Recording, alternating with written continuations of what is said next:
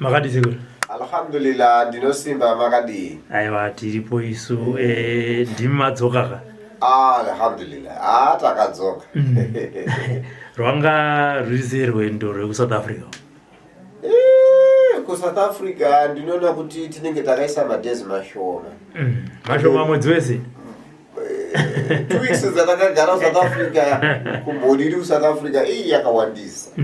Saka tinongoti ndezvatakaona zvokuti dai kuti makati shambadza makavapa update kuti achapola vari kuuya ndifunge taiwana nguva yekuzorora. But alhamdulillah kubva tasvika hatina kuwana day rekuzorora, day and night. Timetable yokupedza 10, 11, 12 10, 11, 12 pa 2 weeks dzese tanga tiri nebasa rakadaro risingatauriki. Anditi tinotenda saka tichita sekuri ndima muri kujonu matambudziko aiva nevadzukuru vachizochema kwamuri kana kuti vaipinda navo mudare anga akamira sei? Matambudziko ari kuSouth Africa yakawanda nekuti handizivi kuti zvinhu izvi zviri kufamba sei. Nekuti nhamba zhinji yekuSouth Africa ndakaona maspiritual husband nemaspiritual wife. Uyezve nenhau dzekuti munhu kana akagara anongoerekana mari akabata mari 2 days 3 days anoona mari yake ichingodisappear. Oshaya kuti yadisappear sei. And 2 kuSouth Africa takasangana nenhau futi yakatikurira yatakatoona kuti vanhu vakaomerwa asi takambofamba nhano iyoyo inyaya yekubirwa nepfuti. South Africa vanoba nepfuti. Saka izvozvo zvinhu takasangana nazvo futi. Uyezve pazvirwere takasangana kubva chirwere madzimai, mudumbu, kensa, mafibroids nekurasika njere. Kune vamwe vanhu vakauya ndofunga 2 3. Kune mai vamwe vatati nawo takatodhonza mazuva tinawo nazvino vachasvika kunoko asi inhau yekurasika njere kwevanhu. Saka zvizhinji zvacho zvirwere zviriko especially South Africa. Ukati titange basa na 10 unongochinyepa. Unofanira kutanga na 6 ndokuti ukwanise kukunda vanhu because ukangotanga na 10 o'clock auchavagona vanhu. South Africa vakawandisa. Anditi. Saka mune urongwa here kuti muzodzokera zvakare kunobatsira vazukuru vamakatanga navo kana kuti kureview kana kuti ivo ndo vachazenge vakuya kuno? Inini chokwadi changu ndechekuti vanodzoka vanouya vega kureview. Munhu anotaura kuti ndiende South Africa handisirini. Ivo vakaronga futi kuti sekuru tikukudai ndo pandinoronga navo zuva. But kwete kuti zvanzi vanotaura kuti ini ndine urongwa hwekuenda ikoko ayo. Ndokuti nyika yeSouth Africa ndakaiona ndakaifarira but pari zvino so ndototi kuti ivo vakarongana sekurongana kwakaitwa pakutanga kuti sekuru uyai takaomerwa nemadzema basi ndinoenda. Asi kana pasina urongwa wacho aiwa ida handiendi ndogara dare nderinoti. Asi ikoko kana tichienda ikoko pane musha watiri kuti vazukuru vakasara kuSouth Africa vanenge vachiti mushonga wangu uyo wakapera handina kupedzisa. Pamba ipapo baba vatati tinawo ivavo ndo vari kutambidza mishonga. Tinoenda video call tichivatambidza maherbs ndokuti takatozoona kuti vamwe wacho tikatakura maherbs yacho inoita dambudziko kwavari. Saka bhera tisiye mishonga iyoyo kana tikatumira munhu ari kuomerwa nekufamba ndokuti takatoona kuti murume weipapo anotaurika ende anenge anotaura nevanhu zvakanaka. Saka takaona kuti tikamutsira hazvina dambudziko. Saka ndinomutsira munhu ndopinda naye matare ndotaura naye zvasiyana nekuti ndichakutumira mabhazi chichichi munhu anongobva kumba kwake oenda pamba ipapo unopiwa zvinhu zvakataura. Asi paurongwa ipapo sekuru takatarongerwa kunzi inini nemi tinofanira kuenda tisi. Imi sakataurirai kuti makanditiza. Vanhu vazhinji vakachema kuti mukoma Robert vaita seSly Media sasina kuuya. Ende wallahi dai kuti makasvika imi kuSouth Africa taiwedzera. Vamwe vaizochema nesu kuti achapola vatakula SlyMedia Media vauraya rimwe basa site. But alhamdulillah ndoziva kuti hakuna dambudziko South Africa ndokuti even pakudzoka vazukuru ndo pandakaona kuti rwendo rwakazoreruka ndokuti kune vamwe vazukuru vakangoti aiwa sekuru hazvinetse. Kana next time akuenda SlyMedia Media kana zvinhu zvemazuva itai kuti SlyMedia Media anosvika wakana 2 days 3 days kana day chaichaiyo ongowanika vari kunoko achitora mavidhio odzoka kukwira ndege yake. Alhamdulillah sekutora kwakaita kwapaneka paita muzukuru ari kuti SlyMedia Media tikumbomuda South Africa tinoita izvozvo dariro tondolita basa rofamba. Ndandirika. Aiwa tinotenda chatinoda sekuru ndechekuti vanhu vayambuke. Alhamdulillah. Ndi vazvichitwawo pachena. Vanenge vaine kutsutsumwa zvichigadziriswa, vanenge vafarawo, tinoziva kuti vashoma vanodzoka kuzotenda. Nekuti kana Bhaibheri rinotaura kuti pakabatsirwa 10, umwe chete chete ndiyakadzoka. Handitika ko kuzoti isusu zvedu venyama. Saka ndinovimba kuti kune vamwe vazukuru vandakasiya mabasa 2-3 vari kuzviziva. Ndichakwanisa kuti maybe Sunday ndichasumuka ndichakwira ndosvika same Sunday iyoyo, then Monday kumanheru ndinenge ndichidzokera. Saka vanhu ivo ndinoita navo basa ravo masikati. Ndine basa hombe reku-South Africa ratakaita remurume akabiriwa million yake. Saka dare iroro ndikuuya zopetera nemusi weSunday. Ndikuenda unopetera musi weSunday ndopedzisa kuti mari yake nezviri kuitika ikoko zvigadzirisike. Handitika. Aya tinotenda sekuru, tinokugamuchirai zvakanaka kuti kunoko vazukuru rangarira basa even nevekunze ikoko vachiti nhamba yasekuru haisi kuita zvino. Aya tinokugamuchirai. Tirikuona sekuru mudare nhasi mune mhuri irimo. Dare iri rakamira sei sekuru? Alhamdulillah rabbil alamin.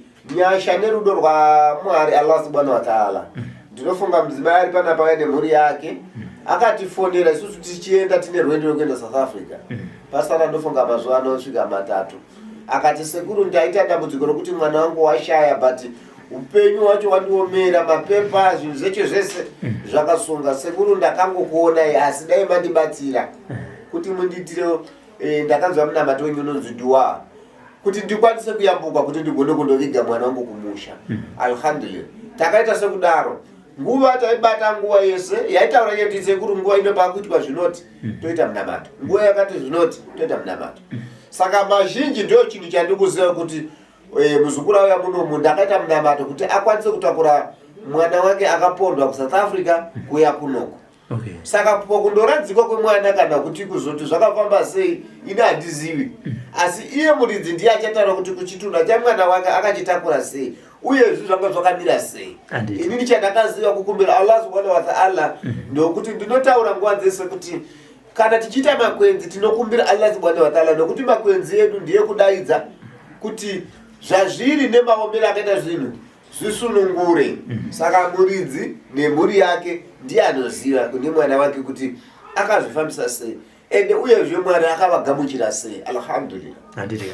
Aya tinotenda sekuru. Rikaenduye kuna handadzi makadi. Tinofara kana makasimba wewe. Handitika.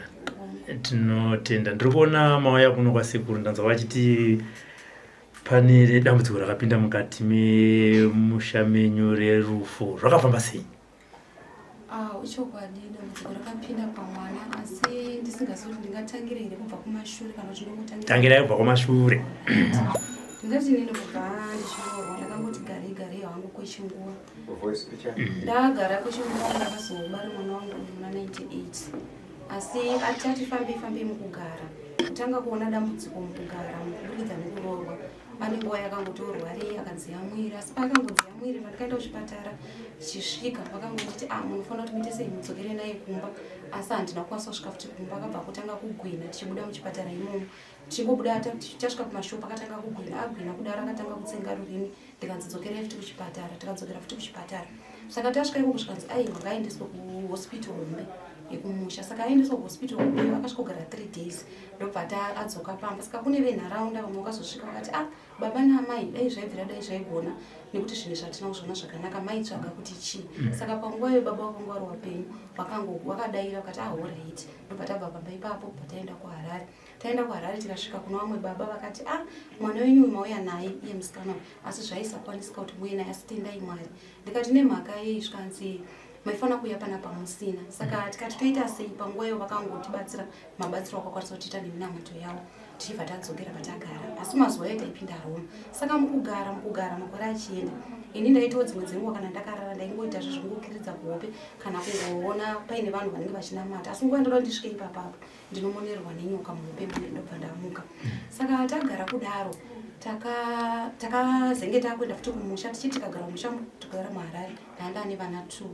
Ndine vana 2 kudaro ndakangotanga kurwara asi mukurwara kwedzimwe dzenguva taingoti malaria aipera toita zvakanaka. Ndakazobereka mwana wangu wechitatu usho panguva yanga ane gore ne7 months. Ndakatanga kunzwa chiveve mukana, ndichinzwa chiveve mukana ururimi rwangu pakutaura rwainzvenga nzvenga. Saka takabva taenda futi kuchipatara ndobva vati mune malaria. Saka taenda kuchipatara tapuwa mushonga kudaro takadzoka kumba. Manheru acho ndakatanga kunzvenga zvekare. Ndakataurira mwana wangu musikana ndikati dai tabuda panze dai toita namata. Saka nguva yandakanopfugama kuti ndinamata ndakakonewa, rurimi rukabva ratanga kunzvenga ndobva ndadzoka futi mai wangu kicheni pandagara. Saka zvakadaro takatora futi chingwana ndobva ndakuda futi kuti nditaure kuti angatibudi tiende todi tovata. Ndakatadza futi kutaura. Saka ndaita zvezvekutaimira kutaura. Mangwana achona tarara, mangwana achona zvakabva zvaita senge zvatomboita nani. Manheru futi zuva rakurereka dambudziko riye rakadzoka. Radzoka kudaro ndakasvika pakutadza kutaura ndobva ndazoti makuita nani. Ndakakwenywa ndikati achenda unoedza next door because vona maiguru vacho vanga vasipo, manga arwara umwe wacho vanga vakaenda kwamutoko.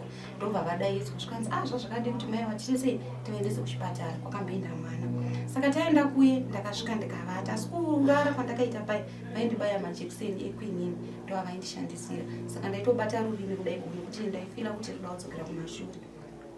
Ndagara kudaro takabva tabuda kuseni kwacho pataenda kumba. Saka baba wake wakabva vauya nekuti vanga vakushandira kumusha kokoko. Wakabva vauya ndobva vachiti ona ichi madzimai zvaitika pande zvokuti rwendo runozvandirambira kuti zvinhu zvifambe zvakanaka. Saka mari yandawanai taakungoshandisa kuti ndiwane chandinoronga nayo ndaona zvinhu zvaramba. Ndikati aiwa hazvina mhaka. Zvanzi saka ndakuenda kuri kumashopu kuti ndiende ndotenga madhiringi mumbonwa sezvo kudya kwanga kuri kunetsa. Ndikati endai henyu, asi panguva ndaitaura ndikati zvazvadi kuti mundisire mwana. Saka ivo vakati aiwa regai ndiende netu vakuru panga paine inomwe wachona akashaika uyo anga ari mudiki uyu. Ndobva vamusiya bva vaenda neavo wadikidiki bva vadzoka vakaisa dhiringi patebho ndobva vaisa chingwa. Saka nguva yandakagura chingwa kudai chida kuti ndidye ndakashama rurimi rwakabva rabuda parasvika panapa. Saka vakabva vazocheuka ndobva vatofunduka vakati ko rurimi rwapanze ndakangokwanisa kudai ndobva vazama kutora salt kuti vandikwize raibva raoma zvakanyanyisisa. Vana vakanga vakuchema. Saka nguva iyoyo ndanda kunamata cheche kumugodi. Uyu mwana yakabva amhanya akati regedzai totsvake vanhu vatinonamata navo. Saka panguva iyo mwana wangu akaenda kuchikotera vavasipo. Saka akaona amai vamwe chete ndobva vati mama wangu kumba vari kurwara. Mai vai vakati aiwa ndichamboisa simende mumba mangu kana ndichinge ndapedza ndoenda. Saka ndakaramba ndakagara kumba kuita kangorindira chiti mwana anouya. Baba wacho ndobva vati kunhai hazvikwanisiki here mama kuti tesei tiende sezvo kumba kwacho mukuchikuziva. Saka panguva ndakashamisika kuti ndakava nesimba ndikati takangodaira kudai sokuti hongu ndikukwanisa patabuda. Saka nguva yatakangoti fambei kubva pamba tichikwidza nerwo tichienda nechekumusoro kudai rurimi rwangu rwakapinda mukati. Saka panguva ndakabva ndati kuna baba wacho ngativhugamei tinamata asi manga mukuziva patapfugama. Saka panguva ndakadonda kuti muzita renyu baba rurimi rwakabva rabuda panze zvokuti kuzopedza munamato baba wai ndo wanga kunamata vega inda asingachakwanisi kunamata. Ndobva tachifamba ndakangotora hembe ndakangotora juzi randandinaro ndakapfeka ndakangokwanisa kudai nekuti panguva yekuti ndishame zvakanyanya murume wangu akashama kuti ndifeme mhepo yaindirowa apa pachiratidza kuomerwa. Saka takafamba parasvika kumba kwambuya vai pavangosvika kundiona zvikanzi ndiwe here ndikati hongu handinakwanisa kudai ndakangodai zvikanzi ndiwe ndikabva ndangudai zvikanzi asi murume uyu ndiri kumuziva mwana uyu ndinomuziva ko zvaita sei hapana akakwanisa kutaura. Ndakangotora ruoko rwavo pandaisa musoro mangu. Saka pandakadaro wakabva waziva kuti ndinoda kunamatirwa. Saka vakangoti namati bva vabva panze paibva vadzokera futi mumba. Saka ini ndakagara ndabva ndatesa baba wakangu wakangomira nemadziro. Ndikati mbuya ava zvavari kundisiya panze saka kutaura kuti hazvichaite here chii. Saka ndakangosununguka patavatera mumba ndakaona vari kuisa moto. Pandangowatarisa pandagara zvangu pasi rurimi rwangu rwakabuda. Zvikanzi nawo pakadziya mvura. Mwana wangu kana zvichikwanisika chimedza mvura iyi unomedza here. Ndakangodai zvikanzi unokwanisa kupona. Saka vakatora kapi yemvura vachindidira mukana vachinditowashaya vachinditowashaya. Saka takaramba takagara rurimi rwakatanga kupinda zvishoma pandaita zvakanaka. Saka kutaura kwaisaita kana vakandidaidza ndaivanzwa kuti ndigone kutaura zvaisakwanisika. Saka takaramba takagara vavadzisa futi mvura vavanditowa saizvozvo vazvaita zvakanaka. Saka pandakanzwa ndakwanisa kutaura ndakangoti baba wamwana chiendai motidaidzira vana vangu nekuti uyu ndo yakanga watanga taenda naye uyu anga aberekwawo nenext door neumwe wachona uyu anga asati avepo. Ndobva ndatidaidzai vana vangu kuti vazive kuti iko zvino ndakukwanisa kutaura. Saka vana vaibva vauya ndobva ndatowambundira pai ndobva ndavamhoresa. Baba wacho vanga varipo takabva tangorara pai mumba mambuya iwawo mukicheni. Saka mararamiro ndakuita kubva panguva iyoyo anga ayekuti tikagara pamba 2 days tonorara futi kumba kwavo 2 days nekuti pamba paisararika zvaitika ipapo. Sometimes unonzwa kunanairwa kwezvinhu, sometimes wainzwa mutsindo hongu vanhu vanoti zviriko, sometimes uzizi chairo vanhu vanoti zviriko, asi kuti pararike zvainetsa. Saka taingoti kana kwadoka totora mabhegi edu toenda. Dzimwe nguva mbuya vaiuya vogara pamba, takagara zvakadaro. Saka baba wacho ndopavakachiti takuda kuti ndichiende koshanda chikusouth Africa. Tiri vadaidzwa nemunin'ina wangu kuti achimbouya izizvo zvinhu zvakaoma. Vakabva vaenda anga 2008. Inini tine stand iri kuHarare ipoipo. Ndakabva ndachiti inini musha weko nezvandiri kuona magariro acho ari kunetsa zviri nani ndienda hangu muHarare. Saka ndasvika kuye ndakambogara ndichiita basa rekutengesa masaga kuna Gumbasi nemapepa bag. One day ndakagara kwakangoya 20 rand. Ndakangonzwa inai kumesi kwakangoita kamhepo pandairatidzwa ndakangoona kuti 20 rand. Ndakangoti saka panguva yorurimi rwere rwakatanga kuita chibebi futi kutaura kwacho kwakunetsa. Saka nekuda kwokuti mwana uyu zvinhu zvaanga angogara achizoti dzimwe dzenguva mai havatauri zvakanaka, akabva andotsvaga futi vanonamatira vachibva vauya. Usiku ihwo pakaimbwa vanhu vachinamata, usiku ihwo pakaimbwa vanhu vachinamata. But chaindinetsa ndechekuti ndairatidzwa paine box. Saka box iri paiuya zvivanhu zvipfupi zvonditakura zvondisa mweya pamba chindoda so ndichiramba vondisiya. Saka mangwana acho namakuseni muprofita akanga ataura akati zvazvakadi kuti tisuduruke nekuti panapa ndaona hondo yacho maita sei maikonewa yazokura. Saka panguva iyoyo mai vanga varipo mudzimai vake nevana vangu vaibika chikafu vakati nonokei. Ndobva 10 dzachaya. Saka ndakagara side rekukoko ndakaona box rauya zvekare, ndikaona paita zvivanhu zviviri zvairatidza kuva mukadzi nemurume asi vari vadiki zvakaita sekuti zvidhori. Saka vakanondisimudza. Saka panguva yavakandisimudza vakandidhonza nzwara idzi dzakabva dzaita sedzareba, maoko aya akangonzwa isaizvozvizvi, maziso bva anama, muromo bva watovharika zvokutonama. Saka panguva iyoyo ndakangonzwa kungoenda handinozoti zvakamira sei.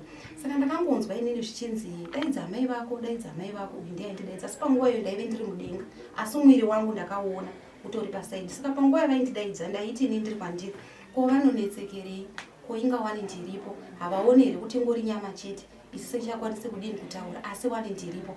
Saka uyu ndiainzi ndinokwanisa kudzosa mai vako. Saka chandinoziva ndechoti pandakadzoka ndakangopinda zvokutaunga chiro zvokungodona kupinda kudzokera mumwiri. Saka panguva iyo ndadzoka kudaro ndapinda zvakanzi simuka. Panguva iyo ndakacheuka kudai ndikavatarisa ndikati vanonditi simuka, makumbo angu akaoma, maoko angu akaoma, muromo wangu handisikwanisa kushama, havaoni here kuti mwiri wangu hauna kuita zvakanaka. Zvikanzi ndiri kuti simuka ndakavaonemo panguva yacho vachinamata. Saka ndakasimuka ndikabaa zvikanzi kana wabuda panze tarira kumadokero upfire mate ari mukanwa mako, asi kana wapfira matewa usatarise zvikaro madokero udzoke upinde muno. Ndikaita saizvozvo. Saka ndagara kudaro takabva tazobva pamba ipapapo musi wacho iwoyo ndobva taenda kwana mainini kwatakaenda patanombonogara kwemazuva vachinditeurira alright. Tabva tazobva muHarare moyo ndopakachinzi nababa wake uchiuyai kuno kuSouth Africa nekuti imimi kuti murambe muri ikoko nenhau dzemari pamararamiro nemagariro hazvikwanisika, ndinowana mari shoma, uyai.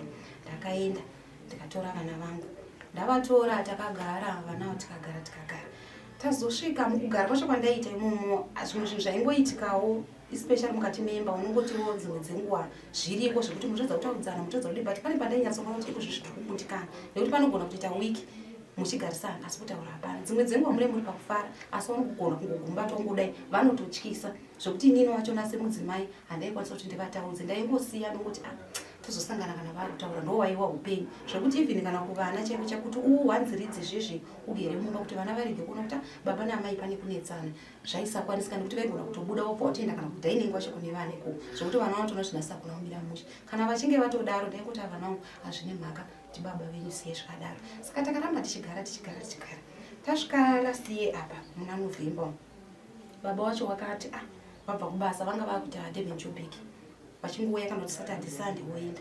Vakabva vauya vachibva vatiwo inini mangwana ndiri kudini ndiri kuenda, asi panguva iyoyo ndaichitonzwa musana wangu uchitondirwadza. Ndikati alright pawatengawo mapiritsi pandano. Asi musi iwoyo chaiitika mandiri ndainzwa kunyangadzwa nenyika zvakanyanya. Ndainzwa sekuti kutadza kuri kuita vanhu vari kutadzira inini nekuti nditori nomwe mudzimai wandakabvunza ari makuseni sataenda kuchechi musi weSunday. Ndikati ko nhai kuti vanhu varurame vanofanira kuita sei? Zvikanzi munorevei? Ndikati ndiri kubvunza ndinoda kuti ndizive. nekuti ndikungonzwa zvakadaro. Wakati nemhaka yemadaro ndikati handisi kunyatsonzwa zvakanaka, asi ndinoda kuti ndizive kuti kururama kuita sei. Wakati unofanira kuti uite zvinhu zvakanaka kuna Mwari. Ndikati zvakanaka zvinenge zvikanzi mune mutemo 10 irimo. Ndikavati ndozviziva, but ndiri kunzwa kuti dai ndadini ndarurama kuti vanhu tigone kusvika kupi kumambo wokudenga. Zvikanzi nemhaka yemadaro ndikati ndozvandirongonzwa, even ndichifamba ndokunzwa ndiri pakati pevanhu, asi vanhu vazhinji vachona vazere nezvitadzo, asi kuti ndiite zvakanaka ndokunge ndabva mukati mevanhu.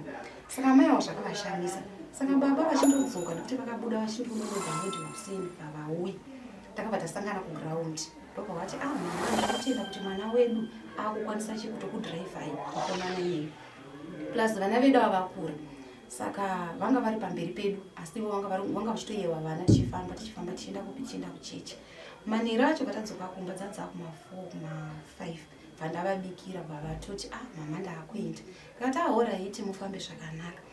Asi usiku wachiona dzanza kuma 9 10 11 vaitoisa maudhi vachitotaura nemunhu wese vachitonditi kunhasi indawa manonoka kudini manonoka kurara. Ndikati mwana wenyu mukuru handisizoa kuti nhasi inda ari kungorongera vana achiti kana mapasa tichakuitirai zvakanaka. iNovember iyoyo watabva gore rapera ipapo.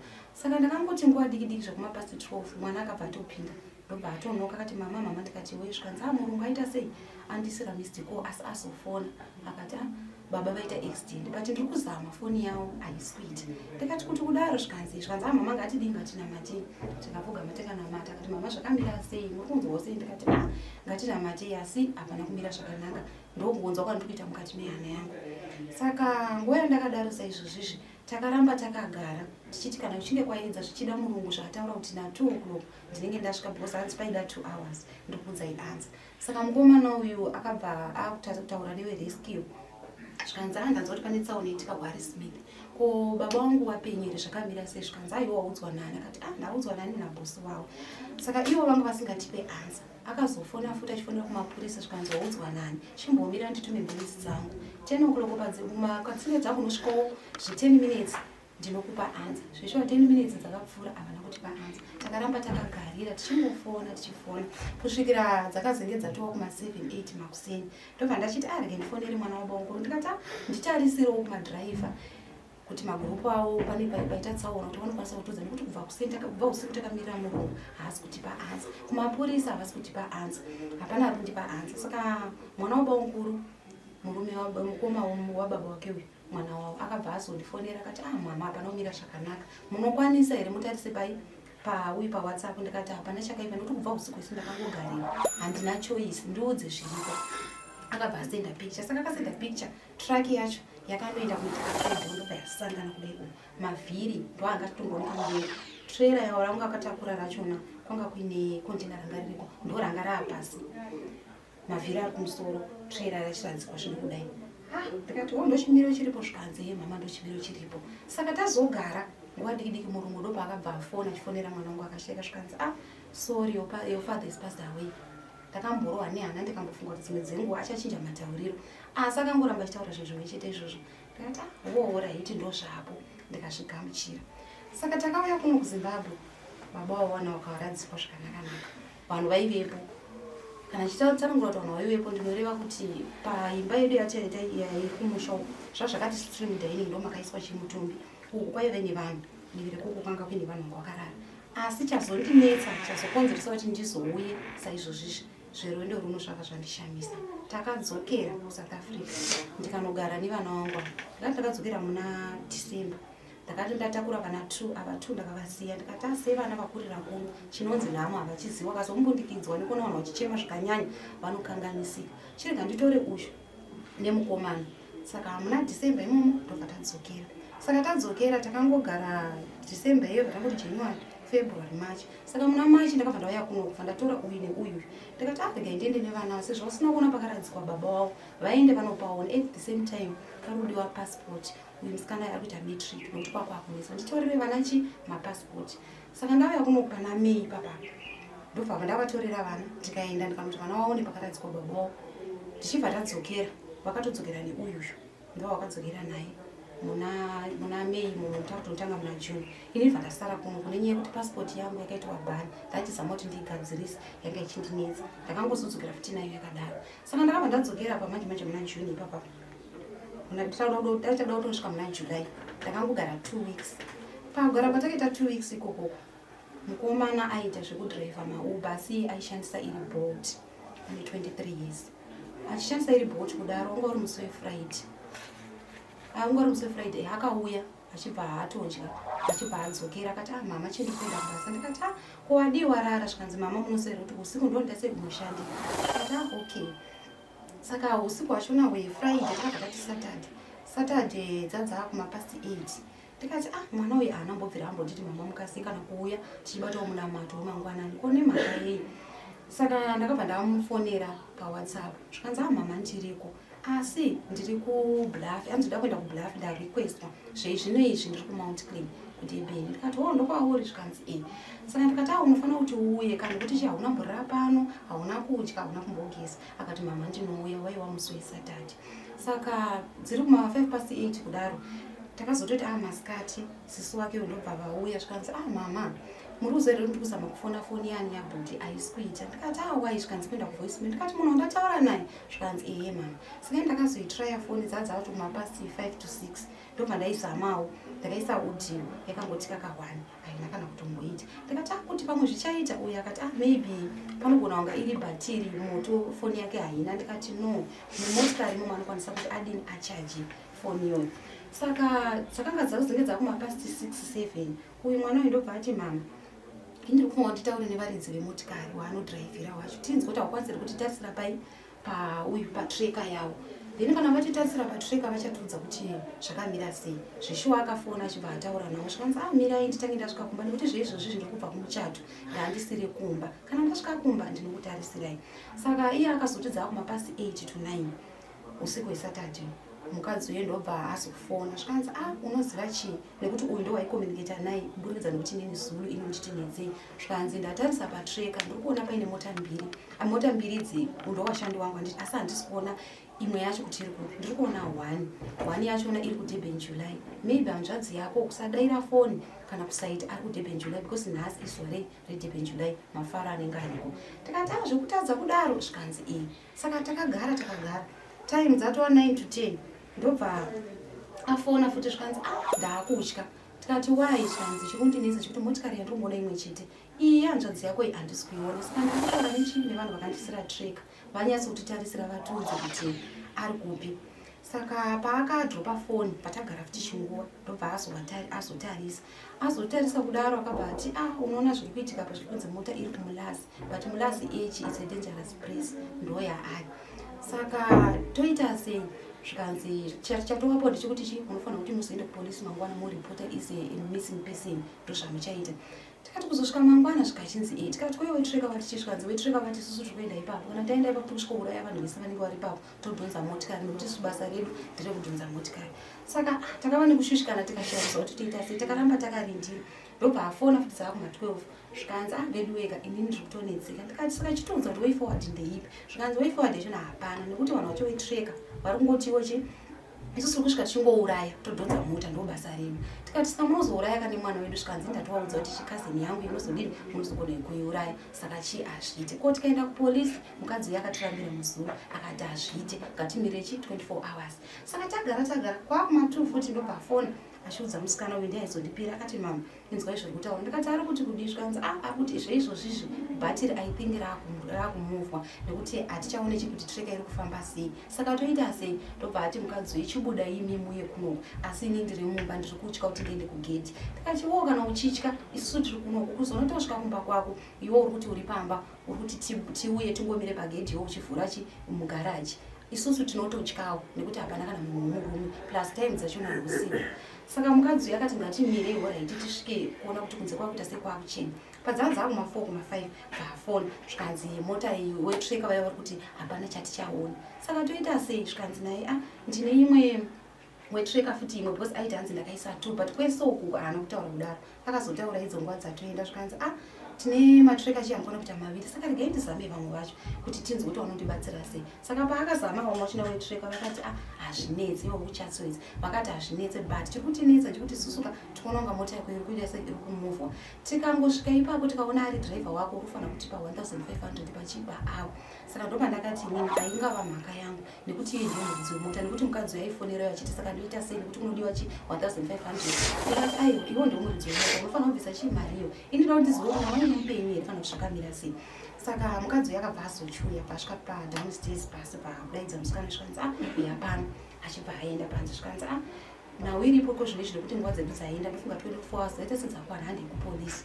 Saka ndabva ndadaidza baba watinonamatana nawo ndikati uyai mutisei muende naye ndimirirawo panapa mukomana anouya nokuti asoti aenda kupi. Saka vakabva vaenda kupolisi. Vasvika kupolisi ndobva varipota ise missing person zvikanzi chiti vaichi mapepa ake birth rake motipa nepicture yake kuti tigonoita sekuisa kana maroads kana kuti sepanewspaper.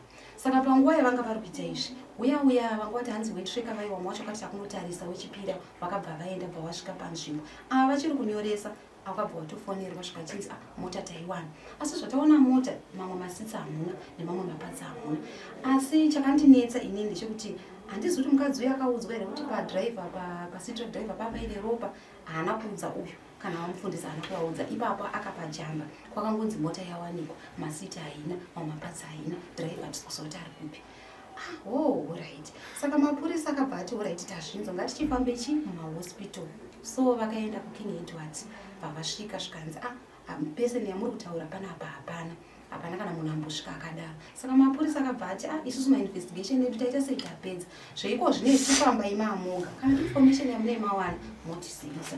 Saka vakabva vabva kuKing Edwards wabva wafamba vakabva waenda kumulazi mission pahospital iripo pavasvika ipapo vatarisa muchipatara mwe pavamushayiwa ndobva vatiwo regai tiende kumaybank pavatarisa futi kumaybank ndobva vashayiwa. Saka vakazofunga vakati sezvo anga aine shamwari dzake gai tichiona waanotamba nawo kuti sezvo vaine iPhone uyu mukomana yanga aine iPhone tigone kuti pamwe titarise kuti iPhone to iPhone tokwanisa kusecha kuti unoti ari papi. Saka pakusecha kwacha mukomana wai kunonzi hapana kana pakambofamba rwendo rwefu vakabva vamuti aite sei aiblock foni yake iyo. Saka akabva abloka foni yake hazvina kana kuzombokwanisa kuti vatrace kuti ari papi. Saka ivo vakabva vadzoka vaenda futi kupolisi vaenda kupolisi zvikanzi nokupolisi nhasi uno hatichakwanisi mangwana ndakachese tizokwanisa kusecha nekuti anoita zvekesi yakadai sei haapo mupurisa wacho. Saka imune makutomunikira mangwana kumulazi kokwaonekwa mota ikadhonzwa ikaendeswa pakamba pamunozonoita sei munozofamba nawo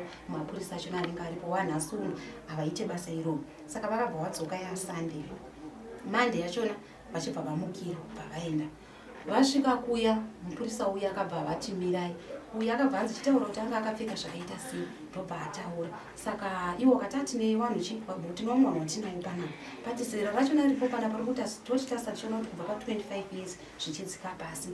Saka regai tinotarisa chii kuti kumochari uku awariko here munhu wacho wakutaura iwewe. Saka vakabva vapuwa faira baba mufundisi wangu aripo ndobva vanyora muye zvavanga vachinzi vanyore uye abva andifonera zvikanzi mama tive chibhethi ndobva ndamupa bhethi riya.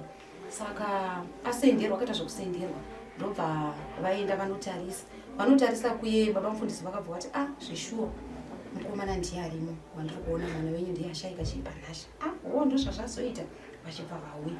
Saka zvadaro saizvozvi vakanga vanonyoresa zita nekuti mwana waye anga aine zita rekusouth Africa vanga vachimuti anga akatumidzwa kunzi olowet mukonza vavauya paya ndobva vanditaurira kuti ndochimiro chiripo mwana azoita sei azoshaika. Mwana akapfurwa kumeso kwese kundokwanga kwakanyanya kupfurwa zvakanyanya plus ruoko vaiti hanzi rakatyoka here kuda wakamukanda kuda wakadii handizivi nekuti satina kuona zvakaitika sichatongozva ndechekuti anga akapfurwa. Saka pandakazotaura nasekuru pakanga pakunzi mapepa anoda kuti agadzirwe ndopandakabata sekuru through ndichitarisa ichombo nebasa ravo ravanoita ndichibva ndavabata ndikati sekuru ini ndasangana nedambudziko kuno mwana wangu aita sekapfurwa asi kuri kunzi kuti abudiswe mumochari yegovernment mwana uyu anonzi olowet mukonza hazvikwanisiki. Saka ndikukumbira kuti munditirawo munamato kuti tikwanise kumuisa muzita rake mwana uyu abve mugovernment oenda kuforex kwachikunzi unogadzirwa mapepa then ofha azochienda kupara.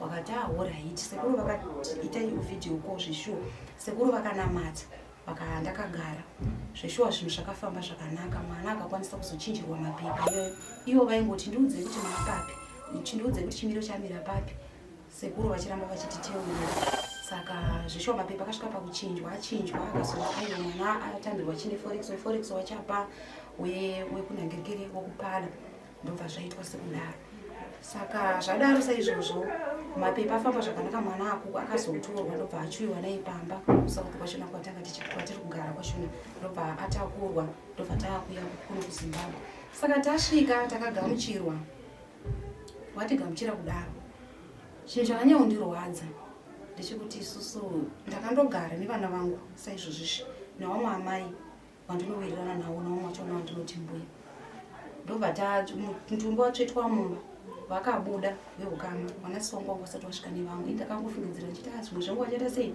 vachazouya dzimwe dzenguva vachapinda vakatiramwira chituna usiku wese tikarara inini nehama dzekwangu pasitorina vekwawo ivo vanga vari panze pavanga variwo hakuna kana woukama hwekwawo akanga arimo chinova chinhu chakandishungurudza chinova chinhu chakandibata tiri pamusuwo kuti panhamo pachona mangwana acho taakuenda kunotinoviga tete vakatotaura ivo vakati aiwa isusu zvataita zviya zvekuti murare nemutumbi tatozviitira kuti taramwe tichitoti nekuti iye ndiye adya mwana saka ine kuya kwandaita kuna sekuru kunoku indikumbira kuti sekuru vandibatsire wese ane ruoko akabata pamwana uyu ndida kuti ndizvione ndiuye muno mune ino imba imwe kuti azvipupurire ega kana kuti arwise ega kana kuri kuti ndini ndikunzi ndini ngazviratidze kana kuti sekuru wacho ngawandibetsere nekuti ini zviri kundibata nekuti handizivi kana zvikazotoramisa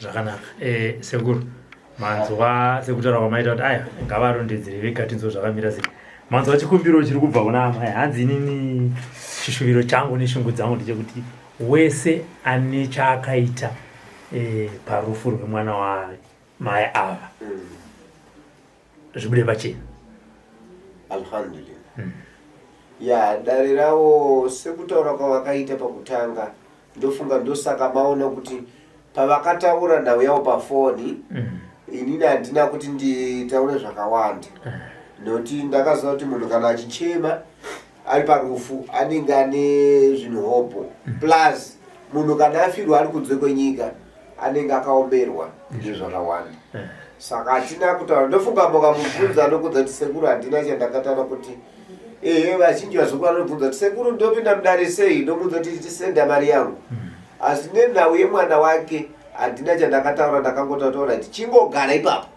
tite dua tite munamato so pese pati kuchiendwa kundogadza mapepa kuchiita sei indaigweta munamato tichikumbira Allah subhanahu wa ta'ala nezita remwana kuti kana achinzi mwana yeye andiwe kuZimbabwe adzoka ndofunga inini musi wasumuka achibuda nebhodhi yake ini ndio musi wadachipinda kuSouth Africa bhodhi yacho ndakatoiziva kuti iyi motikari ndio yatakula bhodhi yemukomana uyu saka alhamdulillah saka isusu chikumbiro chavo chakanaka vachadzoka vega kuzotaura kuti dare riyeri mazuva acho yakwana nderiri sekuona kuri kuita vanhu pamhepo vachazoriona futi dare rakadai nhasi vauya amai kuzopa testimoni yavo yekutakura kwavakaita chituna nekuti mwana anga akachinjwa chitupa zvikange muSouth Africa mwana kana achinjwa chitupa zvinonetsa asi takangokumbira kuti Allah subhanahu wa ta'ala kana ari mwana wadingi ngangodzoka imomo saka chinhu ichi ndechemhuri kwaberekwa mwana kwaberekwa baba firo yababa firo yemwana alhamdulillah yakuti afa ngengozi but zviri zvinhu zvakaitika mumhuri make nemwana iyeyo wekushaya so dare iroro handina kuipa isusu tichafamba nedare sechikumbiro chavaita pamberi peruzhinji tichaita izvozvo tichaisawo sekutaura kwatotanzi akaisa roko isusu tichaisawo futi roko reduwo alhamdulillah saka ndofunga ndondau yamanzwa vachipupura apa hatingakupi zvedu mazuva sekurega tinozomuzwa matideidzana amai akudayo vadzoka zvakare nekuti tiri vanhu vemakohwa akatakavati zvino tingamirire mazuva mangani aiwa hatidi kudaro tida kukupai mukana wekufamba nedare naiva amaiwo zvakare tozonzwapo kuti aiwa chuyai amai vaya vaita sei nemhuri yavo vadzoka zvakare handiti ka aiwa vanhu vavo vachauya nawo ndinotenda vachauya nawo vane nharo vane nharo vanozviona because nharo dzakaipira kuti dzinombokusvitsa mugomba ndizvozvo so nechimwe futi nchokuti ivo sekugara kwavaita mai vaona firo yababa vaona firo yemwana kureva kuti ivo ndivo vari kunzi vanofanira kusara vari wani saka dare iroro rakuda kuti ivo futi vasati taita chinhu ichocho wane protection nemhuri yasara nokuti atingati uyu apinda mutsaona uyu opinda mutsaona pasina anorwarawo munhu ngaafende kurwara yeti chirwere munhu anofanira kurwara kwete kufa uitsaona ko inotengesewa netsaona saka tsaona inogadziriwa saka alhamdulillah tinotenda seura alright